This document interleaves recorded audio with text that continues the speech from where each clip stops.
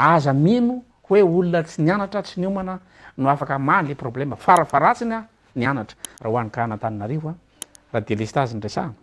tsy voavahany be ny tanàna zany fako aza tsy voavahany be ny tanàna eto satria mifandray amin'ny ministère eo ny embouteillage koa de tsy voavahany be ny tanàna Antananarivo fa olona mandainga koa no milaza fa avahany problème n'embouteillage n'Antananarivo amin'ny alalany be ny tanàna Antananarivo satria ny flux de transport n'Antananarivo a ny miditra avy any Itosy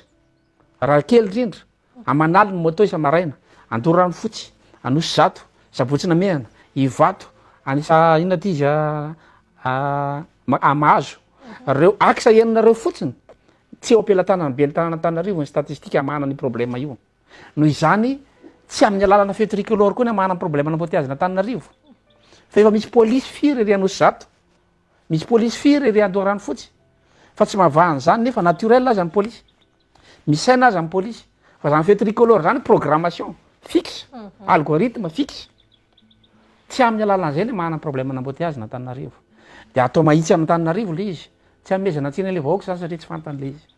fa kosa fantatra ao am'izay hoe zay mametraka no mibaiko raha nisy ariarinao latsaka tao anatin'ny candidat io de misy fanantenana kely ianao fa raha tsisy ariarinao narotsaka tao anatin'ny candidature-ny olona io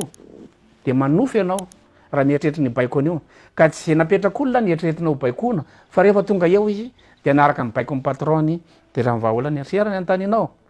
atao ana ny délestage de mazava le vahaolana hoe reo statistika rehetrarehetra reo de afahana mamahaolana ny délestage satria raha miresaka délestage sika ohatra dia mividy lafo ny jirama maninona ny fanjakana afaka mividy lafo maninona ny marché public ny tsy manao concurrence de mividy mora fa ahoana ny ekena zany hoe milaza an'izany ny fanjakana hoe tsika mividy lafo de tsisy taitra ny olo hoe mividy lafo tsika fa ianao ve raha mividy zavatra lafo de tsy hitady mora dikan'izay mbola misy mora noho io raha mandeha ny concurrence mandatsaka orana zao ny fanjakana ngaizy maka conseil ngaizy maka manampaizana mandany 40 millions d'ariary isan'andro mandatsaka orana tsy mety latsaka io satria tsy maka manampaizana izy nividy train fanjakana tany amin'ny FCE tany Fianaratsoa tsisy frein le train tonga aty vao fantatra tsy adapté amin'ny lalam-bitsika ny frein le train ngazo ampiasaina io tsy mampiasa manampaizana izy de mbola critère faharoa koa raha mifidy olona zany a de mitadiava olona nianatra noho izany aza mino hoe olona tsy nianatra tsy niomana no afaka maly problème farafaratsiny a nianatra fa eo ihany koa zany hoe zay mametraka no mibaiko fa tara aloha zany a zay niantoka an'le vola fa raha fa tsy afaka milaza zay ny candidat aleo manasa tanana zay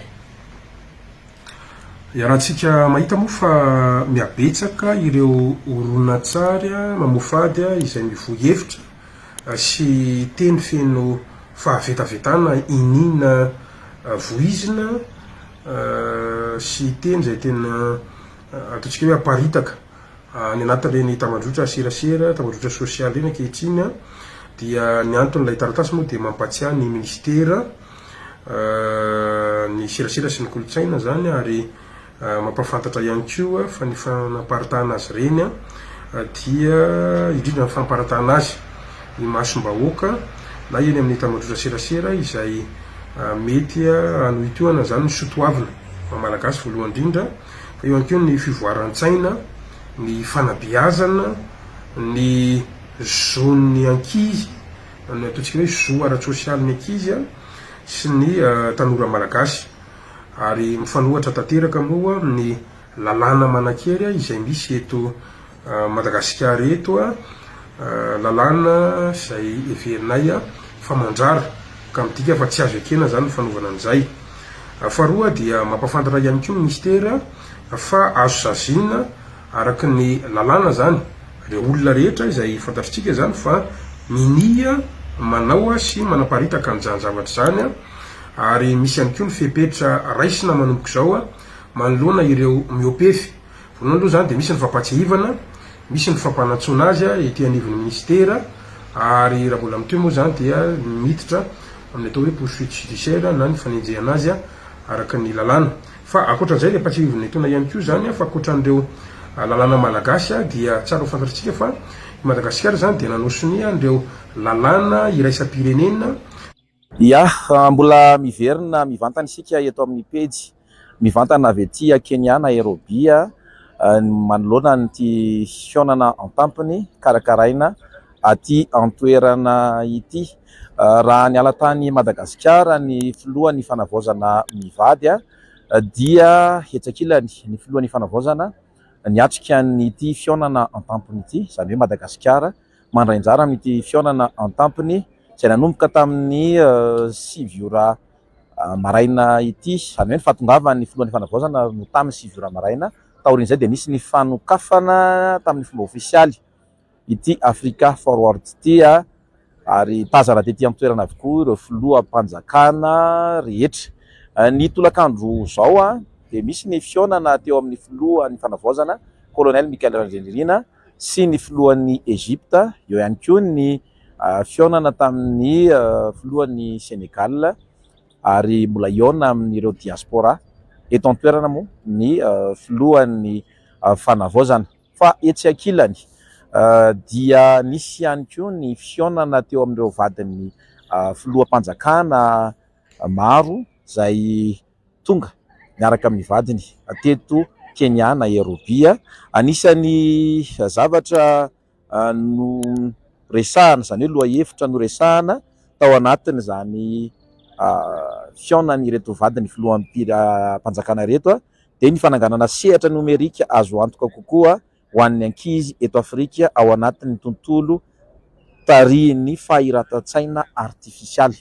Izay zany hoe fiarovana ny zaza tsy ampy taona amin'ny internet, izay no anisan'ny votoatiny tao anatiny ity fionan'ny vadiny filoham-panjakana izay mamonjy ity fionana tampony ity. Notarihan'ny vadiny filoha Keniana moa ilay fionana, izany hoe ilay dinidinika tazana tao anatin'izany fivoriana zany, izany hoe zany fionana zany ny vadiny filohan'ny fanavaozana izay aty an-toerana. Zao hitantsika amin'ny sary izao moa ireo vadina filoham-panjakana tonga nanatrika ity fionana ity averina ihany fa dia fiarovana ny zaza tsy ampy taona amin'ny alalan'ny internet sy ny fivoaran'ny teknôlôjia izay aty Afrika moa zany mazava ho azy no resahana tao anatiny ity fionana ity. Arak'izany dia efa vita moa ity fionana teo amin'ireo vadina filoham-panjakana ity, vadina filoham-panjakana maromaro no tonga niatrika ity fionana ity ary nandray anjara tamin'izany i Madagasikara. Nisy olo-tena ny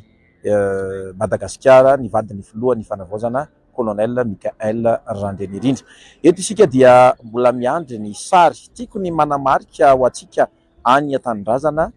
fa aty amin'ity toerana ity dia entitra ny fitandrona ny fandriampahalemana. Misy ny toerana voatokana nametrahana ny mpanao gazety, izany hoe tsy ny mpanao gazety rehetra izahay izay misy olo-tena aty amin'ny toerana no afaka miditra any amin'ny toerana anaovana ny fivoriana, fa mandefa solo-tena roa, izany hoe misy solo-tena ny mpanao gazety roa manaraka ny filohan'ny fanavaozana dia ny sary zany izay mandeha eto amin'ny pejy sy mandeha amin'ny fampahalalam-baovao dia sary ifampizarana. Zahay ihany koa aty ivelany dia maka sary, izany hoe mifanao échange na sary ny mpanao gazety izay miaraka amin'ny filohan'ny fanavaozana aty an-toerana. Izay no indraindray mahatara ny sary tonga satria miandry an'ilay sary tonga, miandry ilay sary avy aty aminay ihany koa raha namana mpanao gazety avy amin'ny fahitalavitra televiziona malagasy, eo ihany koa ny Cool TV sy ny fahitalavitra izay tonga aty